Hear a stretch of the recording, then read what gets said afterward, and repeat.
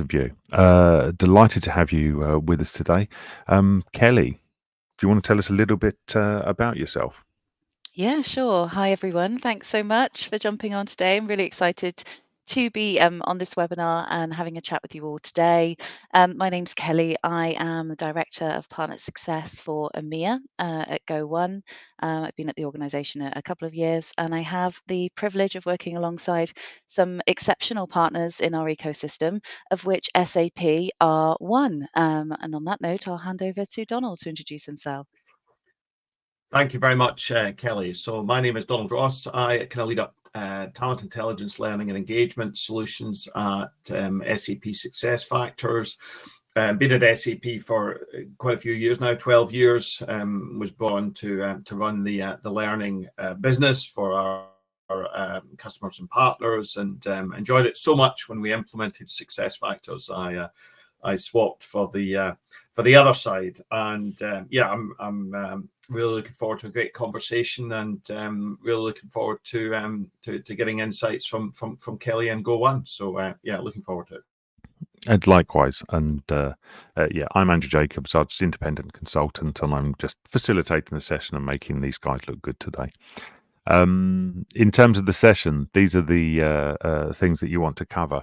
Could you just speak to these a little bit for us, Kelly and Donald?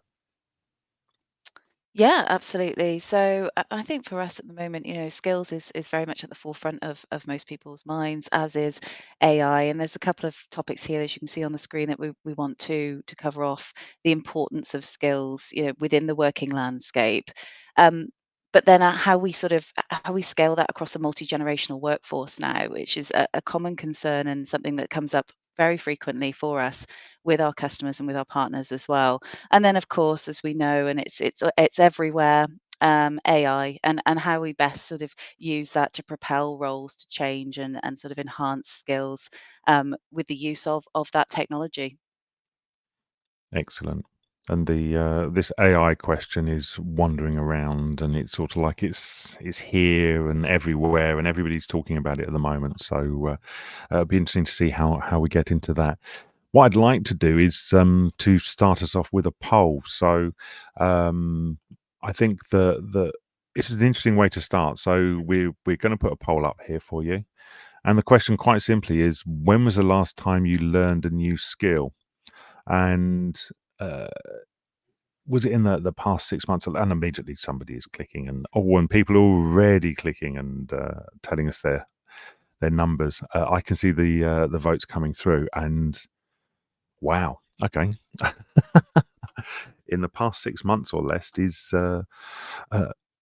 the absolute priority for most people, and in the past year to 2 years for some people. We've got a couple of people saying that. So we've got a few people who haven't quite responded yet. Please do let us know. Just give us a click in the if you can tell us when did you last learn a new skill? Donald, Kelly, what about you? When did you last learn a new skill?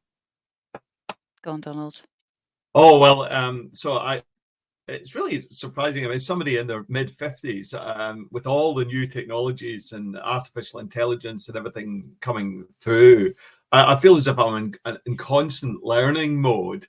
So actually, it was yesterday. It was a conversation that I had with Rebecca, who leads product management for Talent Intelligence, our Talent Intelligence Hub, and we were discussing some of the new architecture that we're bringing in with a recent release. So it was definitely quite an insightful conversation. So yesterday, there we go. Excellent. So that's definitely within the last 6 months. Kelly? Yeah, I feel like constantly learning. Every day's a school day. Certainly at the moment, more so than ever. But then aside from all of the technological advances that are hitting us, fast and furious, I'm also relearning Spanish. So I've been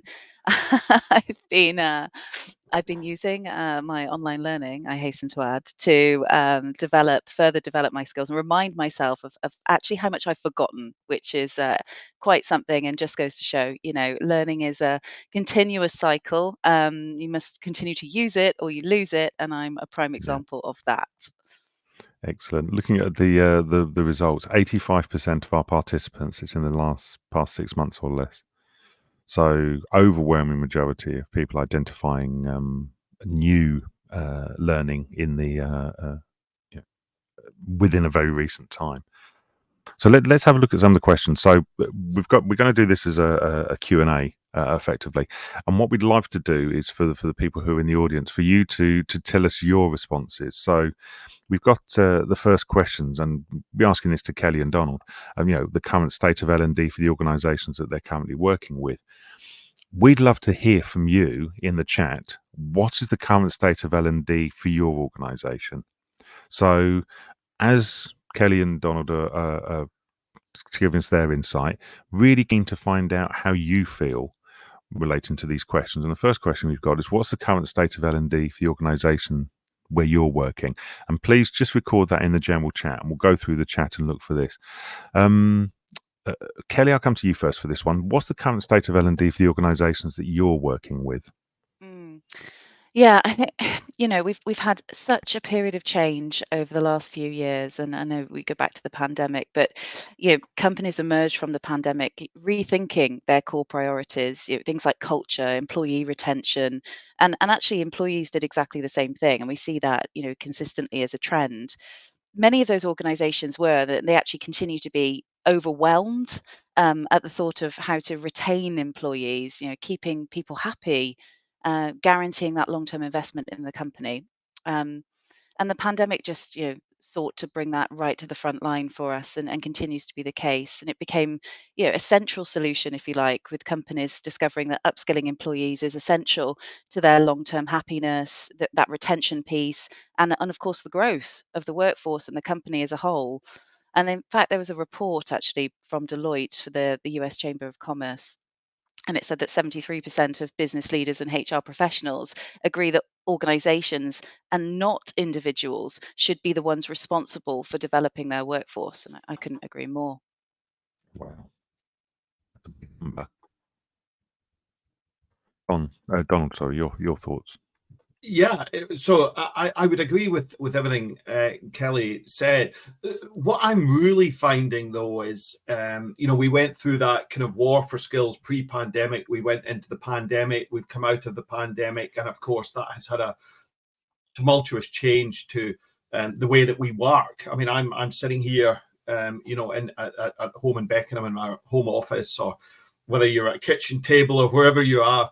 The office at the bottom of the garden, but the way that we work and the way we interact with colleagues in this kind of hybrid world of work has put a monumental change in place also. But what I'm finding is that talent acquisition, certainly in speaking to people within SAP, but also our customer base, is becoming more and more challenging. So when you can get people with the right skills, especially in-demand skills, so professional services, technology, etc., you tend to pay a premium, which means that your existing employee base are just absolutely critical, and that you retain your kind of top talent. So that's really putting learning and development, upskilling, reskilling, all of these kind of aspects front and center. So from a current state of L&D, I don't think it's ever been more prominent, certainly in my working life. And it's really exciting to be an L&D practitioner at this point. I agree entirely. It's interesting in the comments as well. Evolving to a more globally joined up model, says Paddy. In development, the state of flux. The does L&D actually know what it's doing right now? I think is interesting.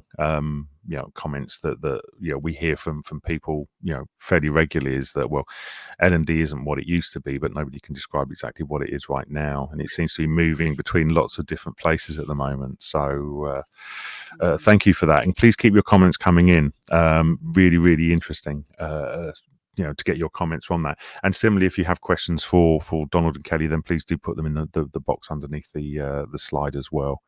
Let's move on to our second question. So sorry, I apologize. So key takeaways. So some of the points that you guys have picked up, and thank you for the link for the Deloitte Capital Trends 73%. The slides will be available from the recording.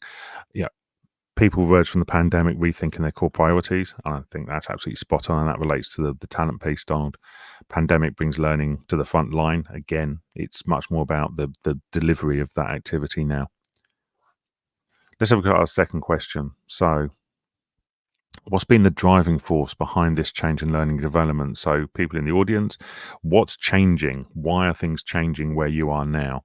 And Donald, let's come to you first on this one. What's been the driving force behind this change in learning and development? I know we mentioned the pandemic, but what else is happening?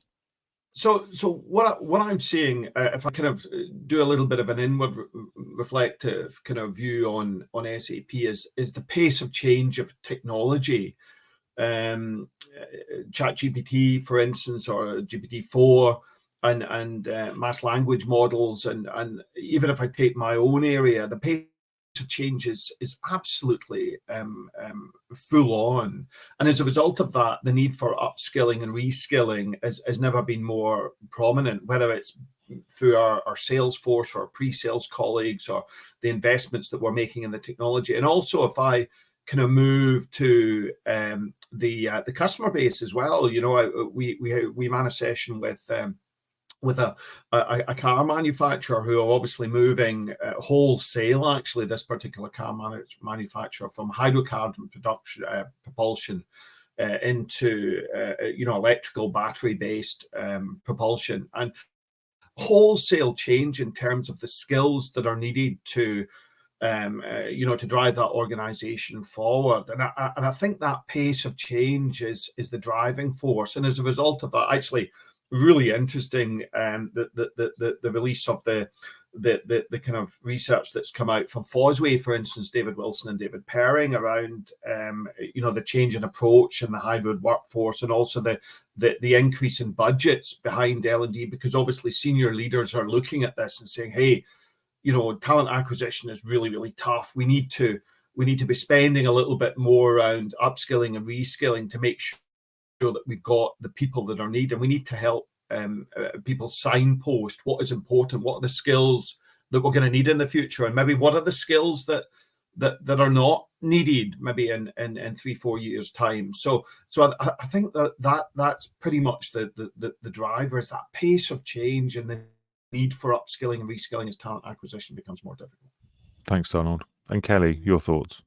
Yeah, I mean, I couldn't agree more. I'm just looking at the chat as well. Paddy's got it spot on too. You know, it is the pace of change. It is the driving force at the moment, and that's great news, right? It's great news because L&D, I think, truly does actually finally have a seat at the table now, along with, you know, being far more joined up, and someone mentioned that in the chat earlier. You know, the business being far more joined up in their approach to L&D, you know, across talent acquisition, etc. Because let's face it, you know, for most businesses, the bottom line is the metrics that matter the most, you know, and being able to, you know, embed learning into a company's DNA is going to be, you know, far better for the overall growth of the organization. And I think that's never been more prominent than right now with everything that's happening. I really do think that we're on the precipice of immense change, and it will be relentless, I believe. And it's exciting, but a company needs to be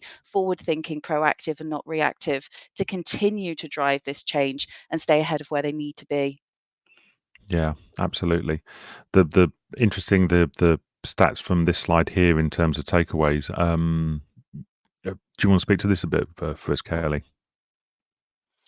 Yeah, yeah, absolutely. I mean, as you can see here, that it's quite interesting. We've got quite an honest 16% of executives do not support L&D. And whilst I'm pleased to see that that is the lowest metric on this particular graphic, it's still sort of slightly sad that that's there. But I do believe that that's going to change even more. I'm intrigued to see over the next sort of 12 months, if we ran the same sort of poll, where we would see that. And I believe that would be less and less. And that's what it's needed. That's what L&D is needed for quite some time. And perhaps the AI kick has really supported that change and will continue to do so. But yeah, it's great to see that 58% obviously are actively supporting. 26 on the fence. We'll see them push over into the positive side, I'm sure, over the next 12 months. Excellent. I think it's interesting that again, like you say, the chat and Stephanie picking up about the landscape. I think the idea of PESTLE, that PESTLE analysis, political, economic, social, technological, legal, environmental stuff, and I'll put a link to it in Wikipedia, is having an impact on how organisations work, but it's also having an impact on how learning development needs to support that as well. So all those external factors which are impacting on how we work. Let's go to question 3. So I'm interested in how have leaders responded to this change. So again, audience, please tell us, how have you responded if you're a leader, or how have your leadership with learning development responded to this change? Kelly, what are your thoughts? Yeah, you're I seeing? mean, without stating the obvious, roles are changing. Dramatically. We're grappling with the reality of dare I say it, layoffs, various other terms. And as such, employers, employees, we all need to be nimble with our skills to be able to adapt to that.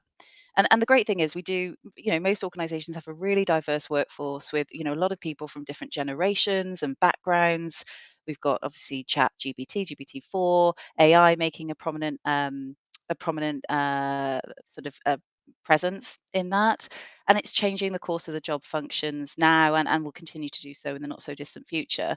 So as leaders, excuse me, we should be preparing our frog in my throat, our employees for what's to come, but also actually empowering them to learn and develop and grow as we always have been. But these are the core responsibilities for leaders. The sooner they address how to adapt to these changes, the better off our workforce, their workforce will actually be. And to do that, they need to lead by example. Mm. Part, as I mentioned before, learning needs to be part of the company's DNA. The leaders need to set the tone within the organization. They've got to actively participate in learning initiatives. The enthusiasm is hugely underrated. It's contagious. And they need to continue to always be highlighting the importance of skill development and continuous learning.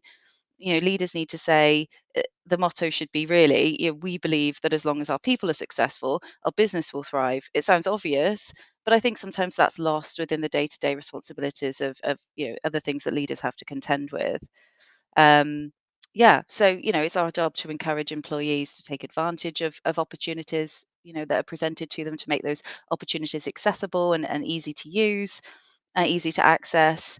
And we might need to let them know, that these additional skills could unlock a different role for them within the company, could unlock, better progression, transitions across the business, whether that's horizontally or vertically. Um, and that will actually help them to understand the gaps in their own skills as well for their current roles, and help them succeed in their next step. That's the responsibility of a leader. Excellent. Thank you, Kelly. I appreciate that. Absolutely. I can't agree any more than that. Donald, your thoughts? Yeah, I've got a slightly different kind of view on this. I mean, for so many years, I sometimes felt that as L&D people, we were kind of justifying our existence as to why we're there and what we did, and a lot of the metrics were around bums on seats, how many people we trained, and all these kind of things. And I think one of the big things that the current situation has done is it's put a complete spotlight on the requirement for upskilling and reskilling and getting the right people in the right place at the right time with the right motivation. And L&D leaders are now being asked some pretty tough questions around, here is where the business is going. Do we have the skills in place to do that transition? If we don't, can we acquire these skills? Can we upskill, reskill? And the one thing that I'm finding constantly is that L&D leaders don't have access to the deep data around the skills baseline that the organization has. And I'm seeing a huge focus on how can we get that data, not the skills just that reflect the job an individual does, but the whole breadth and depth of skills data, but also other attributes, things like motivation. I mean, having a skill and wanting to develop a skill is one thing, but the motivation to do it is another. So I think one of the big things for leadership today is how do I make sure that I've got that baseline of data that's allowing me to start to answer some of the tough questions that are coming from the CX, the senior leadership teams within organizations. So While it's fantastic to be in the spotlight, it also means that you're getting asked some really tough questions and having to respond. I also think from the technology standpoint, I mean, whether it be Josh Bersin or some of the work that David Wilson or yourselves have done around the technology landscape, it is pretty complicated. There's so many different offerings. There's so many shiny new technologies out there, and it's navigating through that, even for tech experts, can be pretty tough. So it's what solutions can we bring to bear that's going to help support the transition that we're in. So leaders in L&D, while it's great that they're absolutely front and center, a lot of the discussions have a pretty big job over the next few years, and there's a lot of demand on making sure that the organization has the right skills for the future in the right place, maximizing the return on investment in the people that organizations have. There's a question I think we need to come to from Stephanie for you, Donald, which is we'll be keen to understand what organisations are doing to acquire skills data, please. So can you respond to that? How are organisations looking at acquiring data relating to skills? Yeah, so I kind of respond from maybe a little bit of a technical standpoint in terms of what we are doing at SAP. So one of the things that we were tasked with as a product team was really understanding what we call the whole self. So it's skills and other attributes that individuals have, and making it far easier for people to put the data in. I mean, one of the kind of elephants in the room of a lot of HR technologies is that they're maybe not used as well as they could be, and I call it the kind of carrot effect. So how do we get people to really give us the breadth and depth skills and other attributes that individuals have, and then what their motivations are to do stuff with these skills and other attributes. And one of the things that we are doing at SAP, we've got 110,000 employees there or thereabouts, is put that as the baseline to drive career opportunities, development opportunities. And these are not just kind of e-learning opportunities, although learning does play quite a big part of it. These are mentors, these are fellowships, these are getting involved in projects, these are being the first to hear about the perfect career opportunity that you've always dreamt of doing within the organization, and that's our opportunity marketplace. So it's the kind of the carrot, if you like. Right, how are we going to get these data points in? How are we going to get people to spend time to put that data in? Well, the way that we are doing at SAP is to say, hey, you give us the data, and we are going to give you the breadth and depth of development offerings, and you're going to be the first to know, not the last to know, of something that will really make a difference. Yeah, it's an important point. It's something to do with opting in, isn't it? People need Absolutely. to opt in to do that. Yeah, I understand that. And then, awesome, of course, stuff. on the flip side, there's the use of AI to infer. So we're doing a lot of work around the inference, skills inference. So based on, we've got a partnership with Microsoft. So we're doing a lot with Microsoft Teams, for instance, where we're kind of looking at what's happening within some of these technologies internally. Can we infer skills based on some of the things that are happening? Can we infer skills based on the fact that you've undertaken a project or you've done a fellowship or whatever it happens to be? And that's really then going back and saying to the individuals, what did you learn? How did you learn it? Is that something you're motivated to do more with? Yeah. And that's rich data, which we can use to inform the future. Absolutely. Let's move to question 4. So again, people in the chat, please do tell us, what roadblocks are you encountering? But Kelly, what roadblocks are you seeing that companies are encountering? Oh, well, I don't know if it's so much of a roadblock, more just a reality, and a bit of an uneven ground. But the fact is, over the past 10 years, we've evolved into one of the most diverse, multi-generational workforces that we've ever seen. Many experts actually believe that upskilling is one of the most urgent and mission critical challenges facing today's workforce, which I agree. But one of the questions we get from CLOs is exactly how to address skill gaps within the workforce, especially across multiple generations, that they're asking, how do we keep up with the ever changing pace of skills that our employees need, and the different ways in which they best assimilate and formulate skills and learning, and how do we get all of those formats to our employees as quickly as possible. And that's, a question set against, as we mentioned, backdrop of talent shortages, increased specializations. We're finding companies are looking inward to uncover human potential, which is great news. And obviously, upskilling being the necessary driver to evolve and grow those employees. But then there's the generational divide. We constantly are talking about the technological disparities between millennials or Gen Z, for instance, versus the baby boomers. However, upskilling your workforce is a great powerful way to level out the playing field, and make sure that every generation has equal opportunity to, improve their skills. So whether you're just entering the workforce, you've been in the field for a while now, that upskilling encourages the continued love of learning, which we're so passionate about at Go One, and development opportunities to uncover new skills. But the multi-generational piece is really challenging. And, I'd love to hear, actually, Donald, what are you hearing from your customers in relation to that, and how are they sort of overcoming those challenges? Yeah, really, really interesting point around that. So I think the one thing that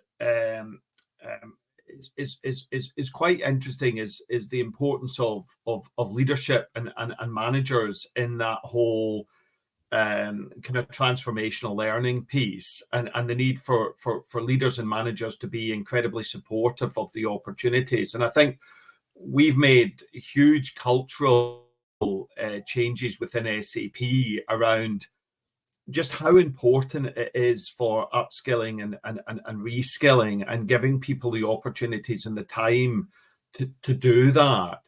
I think that data is still very much a critical aspect of that.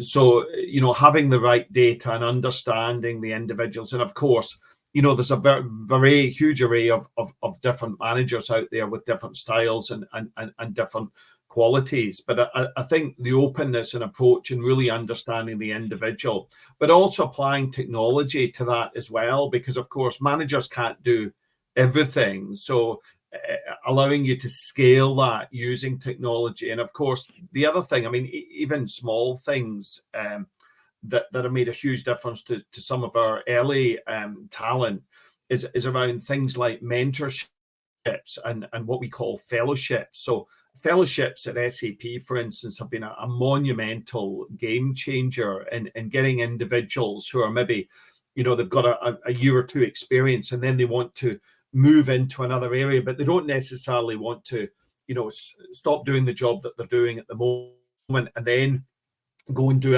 another job. They want to maybe dip their toe in the water a little bit. So we've got this whole fellowship program.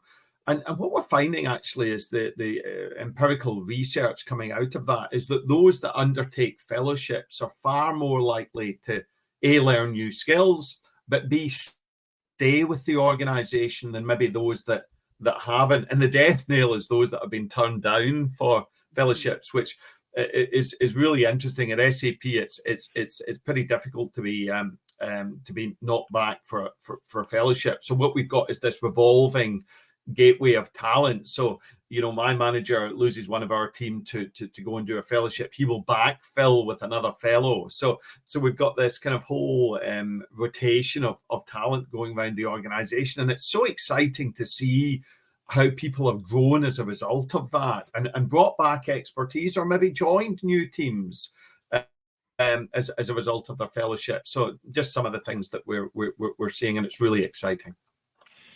Excellent. Interesting to see the why employers invest in skill-based training, as a return on investment. It seems a no-brainer, really, but yeah,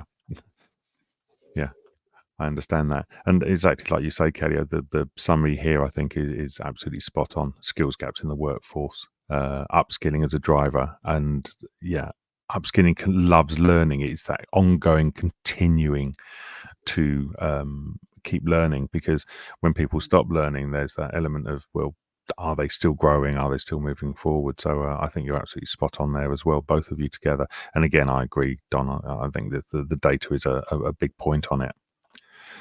Interested in the audience. So, as audience, how would you suggest addressing some of these issues, and what are the things that you're doing to address some of these issues? Donald, I come to you. What are the solutions that you would suggest in addressing some of these things? I'm keen for the audience to, like I say, to tell us as well. What are you doing right now? But Donald, you first, please. How do you think we can address some of these issues and problems and concerns?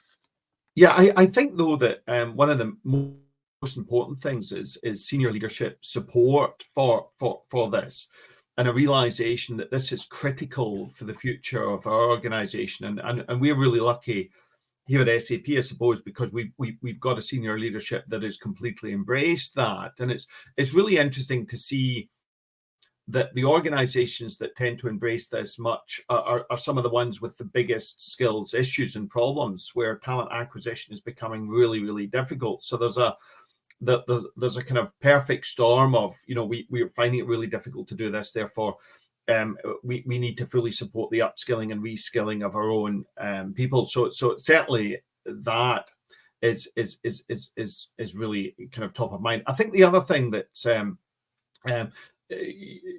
obviously accessibility for learning and development, especially mobile learning, learning on the go, micro learning, just-in-time learning is critical based on what people are needing and doing at the moment. I mean, it's the old Ebbinghaus curve. If you don't actually implement it pretty speedily and start to use it, then you'll probably lose it. I mean, nobody kind of looks up how to stop a leaky tap. Well, not generally anyway, unless they've got a leaky tap. So, so it's that really getting a deep detail as to what are people on and how do we reflect the learning and development.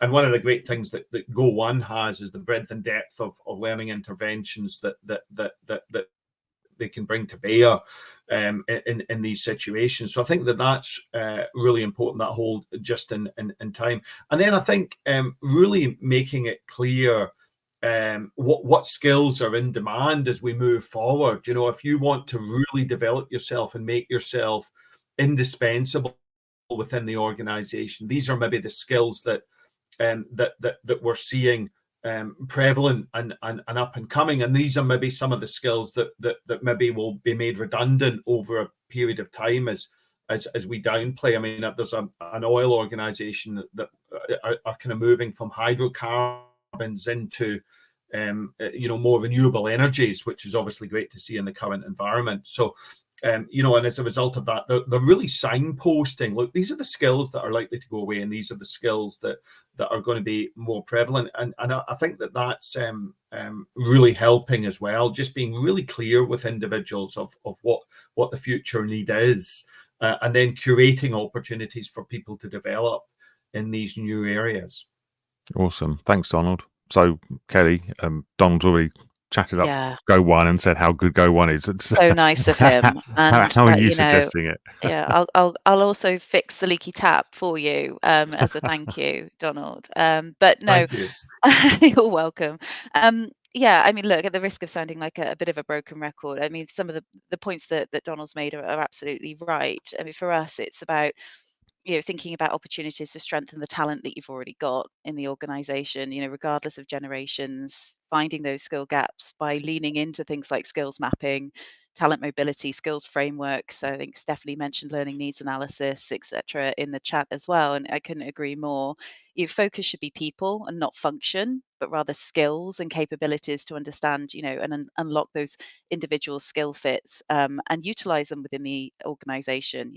People don't know what they don't know. They also don't know, sometimes it's very difficult to identify as an individual what you are actually good at. So, I think that we have an obligation as an organization to help people realize that potential and understand themselves a little bit better. Self-reflection is something that's underrated and not, not something that's often actively encouraged, and I think it should be within an organization, and hopefully we see a move to that.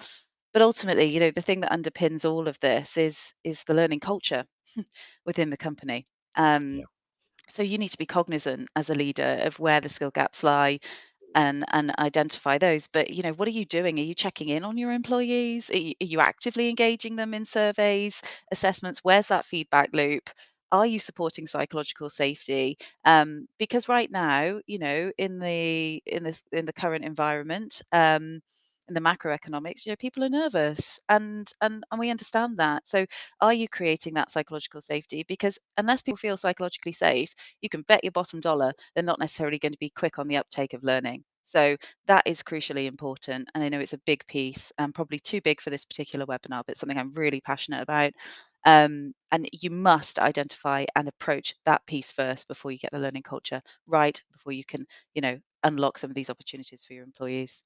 Yeah, an interesting comment from Veronica about management development, which leads us nicely into our next question. So, L&D strategy for remote and hybrid work. That's a current thing. It's a hot topic. It's absolutely in front of every manager at the moment. How are you addressing that, Kelly? What's your thinking about that? Yeah, I mean, let's not shy away from it. It is challenging, right? And we have to be really mindful, and put a lot of effort in there. But as I mentioned, leaders need to create that, establish a culture of transparency, particularly when it comes to supporting growth and development, and facilitating learning opportunities across a remote and hybrid organization. So employees, they need to know where they stand. They need to know where they can get support for their learning goals. Is that clear? Is that signposted within your organization? And that's regardless of whether it's in person, remote, or hybrid, frankly. As leaders, we should be there to help them along their career pathways. Having those conversations, and it's fine to have them in a remote and hybrid setting, but making sure you're really active and having those conversations on a regular basis, um, will help you, facilitate an environment where your employees can tell you what they see within their future, because that's the most important thing. Is we're helping people get where they want to go, and then we can help them get there. So yeah, that should be standard across all kinds of work environments, whether that's remote or hybrid, and developing that culture of learning is paramount to the success. I genuinely don't believe that whether people are in person or not, that should affect the impact, or should have an impact on the effectiveness of your learning and development strategy. But being very proactive and purposeful about having those regular conversations is paramount. Yeah. Thanks, Kelly. And Donald? Yeah, really interesting point. I mean, if I just reflect on what we're doing here at SAP, because of course we've got implemented a huge program called Pledge to Flex. So the majority of our workforce are actually working remotely or in a hybrid environment. And as a result of that, I think we've very much flattened the organizational structure, and we're working so much more in what we call dynamic teams today, which are far more agile in approach. And one of the things that's critical around that is really having that skills insight to be able to get the right people on the right teams with the right motivation to get work done. I think the other thing that we've maybe not touched on is the whole diversity and inclusion piece. And of course, as managers, as you're kind of selecting individuals to work in these dynamic teams, we tend to have a kind of unconscious bias towards people that we know and have done the job for us before. But of course, if you're working in a large organization with a large number of hybrid or remote workers, then you want to kind of even the playing field. So actually having these deep insights around data, around what skills people have and what the motivations are is critical to that. And then we use our opportunity marketplace to go and seek people that are interested in getting involved in these dynamic teams. So really having these deep insights is for me critical, not just in terms of getting the right people in the right place at the right time with the right motivation, but also meeting our diversity and inclusion and taking away some of the unconscious bias that is inherent within most organizations, leadership teams. And it's not a bad thing. It's just that's what people go and gravitate to people they know. But let's see if we can break down some of these barriers. I think that's critical. Thank you, Donald. And went through too quickly. I think that you've answered some of this stuff already, Donald. You mentioned sort of like mentoring, for example, but how are companies addressing skills gaps and providing opportunities for employees what other things are you seeing that people can do? And again, people in the audience, please do tell us, how are you addressing and providing upskilling opportunities? Donald, how else are people doing it? Yeah, so I think on that there's a realization amongst a lot of customers that yes, absolutely, traditional learning methods are really still have a place to play, whether it be the social aspect of getting people together and everything that brings, as well as the kind of more formal learning. But I think there's a realization that within a lot of customers that learning takes so many more modalities than that. So I think the concept of a talent marketplace or an opportunity marketplace really comes into play, where you're curating opportunities that could be, mentor-mentee relationships, subject matter experts, micro learning, the fantastic materials that Go1 provides us. Whatever the modality of learning, fellowships, and finding the right opportunities to develop that and then put them into logical kind of development flows. So it might be a piece of e-learning followed by a mentor mentee followed by a project. So trying to put them in logical paths to really give a far more rounded upskilling opportunity for employees, and that's where I'm seeing the use of AI coming in. We're working very, very hard to really look at these, what we call career journeys, to meet the aspirations of people, and then constant feedback around how are we doing against that. So we're constantly testing that. We've got a relationship with a company called Qualtrics, which we own for a part, but it's whatever technology you're using for that, it's a great opportunity to do continuous assessments on how you're doing and whether you're delivering on what you need to. Excellent. And Kelly? Yeah, I mean, God, I couldn't have said it better, frankly. I'm conscious of time, and I don't want to repeat what Donald said, but I think some of these pieces here, you're setting the tone, for instance, prioritizing learning, adopting a mindset, encouraging people to adopt a mindset of a growth mindset, because they can see the benefit to them, what's in it for me. That's a big human driver. So let's be honest about that and show people what that really truly means for them. Let's sort of highlight people who've had success in the organizations, who've been on that journey, who, are doing new things, leading by example as well from a leadership perspective, demonstrating a commitment to learning yourself. Drink your own champagne, for the nicer turn of phrase than the other one, which is popular too. But also, that safe and collaborative environment that, as you know, I'm super passionate about. It's okay to take risks. It's okay to fail. It's okay to make mistakes. We all do it. Let's pick ourselves back up. Let's keep going. Let's foster collaboration, knowledge sharing between our colleagues, our peers. Encouraging feedback is a big piece of that as well, and providing those resources. You've got to allocate resources for learning and development initiatives, training programs, mentorship. I love the fellowship program that Donald spoke about earlier. I think it's absolutely fantastic, and show the value of that growth and development. But yeah, I mean, if you want increased productivity, innovation, organizational success, these are the key components.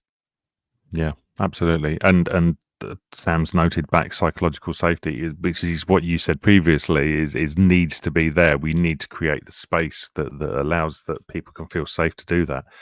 So we've got two more questions. We've got time to finish these off. So, how will learning development shape the future of our workforce, Kelly? Mm.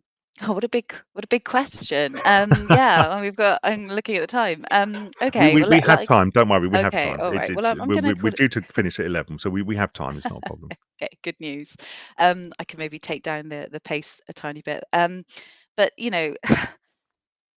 how will it shape the future of our workforce? Well, obviously, as we've said so many times in this webinar, leaders are critical for establishing an effective culture, and that is going to shape the future of our workforce. If we empower people to prioritize lifelong learning, we're investing in the potential of our employees, and we're creating happier, hopefully, more well-rounded and motivated employees. And then in turn, coming back to the metrics piece earlier, stronger, more profitable and innovative organizations, because AI is innovating at a rate of knots, but humans, we're exceptional innovators also. So let's continue to encourage that. Let's not completely rely on AI to take the burden of that.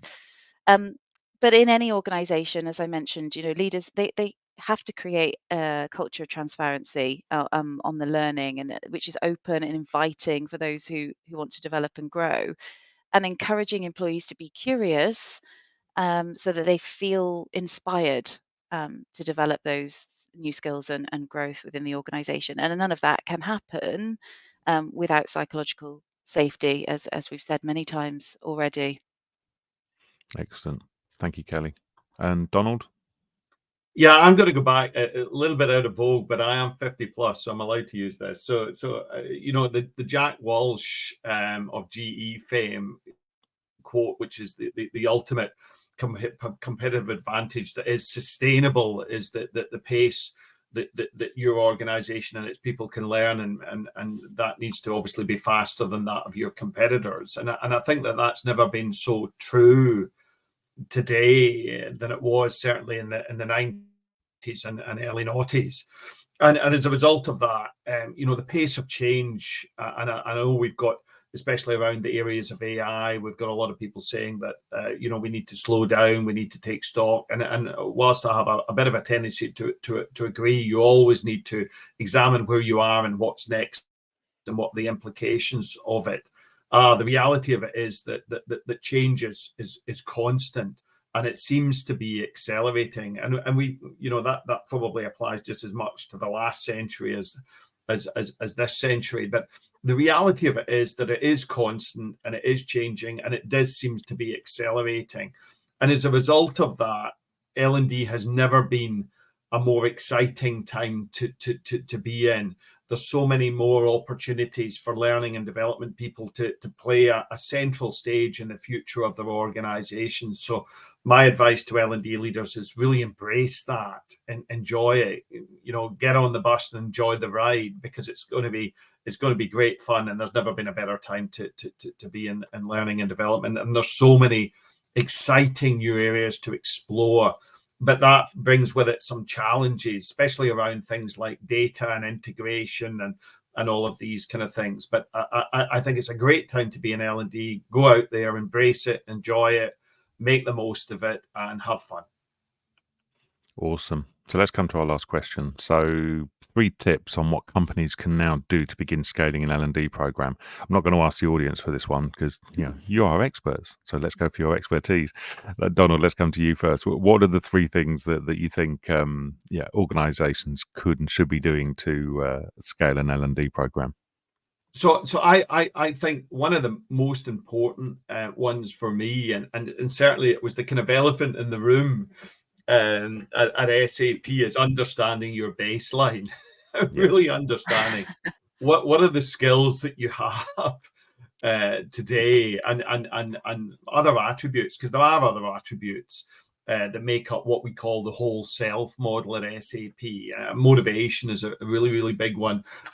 Plug for a good friend of mine, Tim Ringo, wrote a book around solving the productivity puzzle. And a big part of that is actually not just getting the right people in the right place with the right skills, but also with the motivation to do things with these skills. So the data piece for me, and AI, and whether you're using SAP technology or other technologies, the use of AI to help scale that can really, really be a bit of a game changer. But when you are looking at how do we scale that, make sure that if you are storing skills data, skills for me is a kind of universal currency, if you like. So you're likely to want skills data in multiple places. So don't fall into the trap of having the skills data in one solution that you can't get it out of. So make sure that you've got an open framework around that skills data. So that's probably the first tip. Really remember how important learning and development is, and sell that internally, and really get to grips with some of the empirical data around the success of your programs, we're always looking to go back and look at how we measure the impact. You know, when you're talking to a CFO and talking about a project and what the impact is, they generally want to see the discounted cash flows, the net present value, the payback period on that investment, because you're generally competing with other people that are also looking for that money. So really understanding the investment case for changing that. We always tend to run pilots, fail fast and learn is our kind of mantra. So pilot, understand the impact, and then scale it. And that, a lot of it is to do with management and management support, which is where the senior level leadership comes in. And then the third one is really around, I think, understanding the motivation of people to learn. There's a lot of skills out there, and collating skills data is fine, but it's nothing if you don't understand whether or not somebody wants to or is motivated to learn. And one of the things we've done with our growth portfolio, which is basically the key of what skills people have today and what their motivations are to learn new skills in the future, is that motivation piece. So there's no point in trying to take a horse to water and making it drink if it doesn't want to drink. So really understanding the motivations around individuals and making sure you're mapping the learning to motivated people who want to learn, I think would be my three tips. Awesome, Donald. Thank you. Kelly, what are your Nice. 3 tips? Yeah, they're great. There will be some overlap here, but I mean, to Donald's point about understanding your baseline, I'm going to, take that and sort of take it a little bit, a slightly different direction as well. First audit and assess the current resources that you've got available from an L&D perspective. What are you currently doing? And let's be honest, what could be better? How many people are actually participating in your current programs? Getting better metrics of how you're performing with your employees is going to help you gauge the effectiveness of your programs. And from there you can create a learning framework to address any gaps, you seize those opportunities, and establish an effective program that aligns with organizational goals. The second one is communicating the importance of learning early and often, which we've touched on a few times. As I've already mentioned, the leadership team need to clearly communicate the importance of learning and development to employees, and how it benefits the company as a whole, which actually companies are usually pretty good at. But what's in it for me? How it actually benefits the individual again. And actually, it's what you should lead with. Really, you lose people. I mean, I come from a sales background, right? So I'm very keyed into what's in it for me, and I know a lot of people are. So you may well lose the vast majority of your audience if you start talking about what's in it for the organization and the organizational growth as a whole. Because as much as we are collective and we really want to see our organization succeed, we are individuals equally, and so leading with what's in it for me is very, very important. um, and then you can do that in a number of ways. You could do it through town halls, you can do it through Slack or email. I actually really liked, I think Sam and Paddy mentioned in the chat channel, celebrating those successes, big Mm. and small in inverted commas, because that's subjective as well. What's small for one person may be enormous for another, and vice versa. But having really important to hone in on that, and we're always thinking so big picture, in the future, and there's huge mental health movements around mindfulness and being in the moment. And as I said, coming from a sales background, you get the hit of the quick win. We close a deal, great, feel great for 5-10 minutes if you're lucky, and then it's next. And we don't ever really sit in those small or big wins and really kind of enjoy that moment.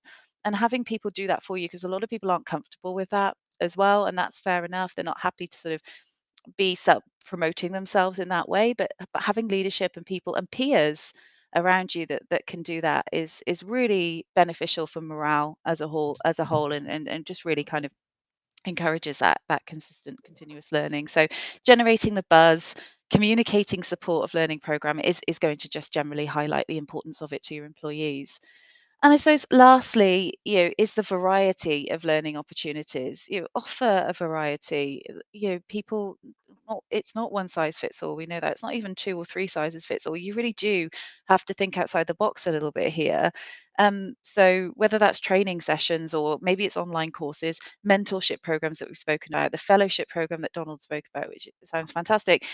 Provide employees with resources they need to pursue the learning goals in the way they want to learn. They may not even know how they learn best, but let's give them the opportunity to find out.